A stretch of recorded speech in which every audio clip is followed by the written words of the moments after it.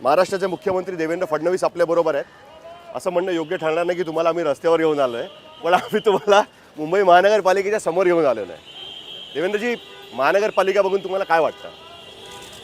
महानगरपालिका एक अतिशय मला असं वाटतं ऐतिहासिक अशा प्रकारची इमारत आहे आणि महानगरपालिका ही ऐतिहासिक आहे.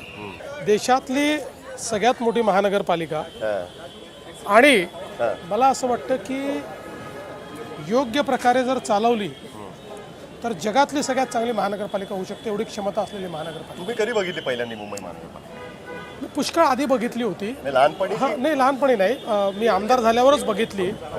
पण विशेषतः महानगरपालिकेच्या आतमधलं जे अवलोकन मी पूर्ण केलं ते मुख्यमंत्री झाल्यावरच केलं. त्याच्या आधी कधीच गेला? त्याच्या आधी आत गेलो होतो, पण ते सत्ता पक्षाचं कार्यालय किंवा कोणाचं कार्यालय, पण ती जी त्याचा जो हॉल आहे म्हणजे आपलं जे सभागृह आहे ते त्याच्या आधी बघितलं. नाही सर, मला अजून एक विचारायचं तुम्हाला, कारण तुम्ही नागपूरचे महापौर होता. नागपूरवरनं मुंबईत महानगरपालिका बघितल्यानंतर असं वाटलं का की मुंबईचा महापौर व्हायला पाहिजे होता? नाही, सुरुवात तिकडनं आहे म्हणून असं कधीच वाटलं नाही. कारण नागपूरचा महापौर झाल्यानंतर मी ऑलरेडी त्याच्या लागोपाठ मी आमदार झालेलो होतो, त्याच्यावर पुन्हा महापौर व्हायची इच्छा नव्हती.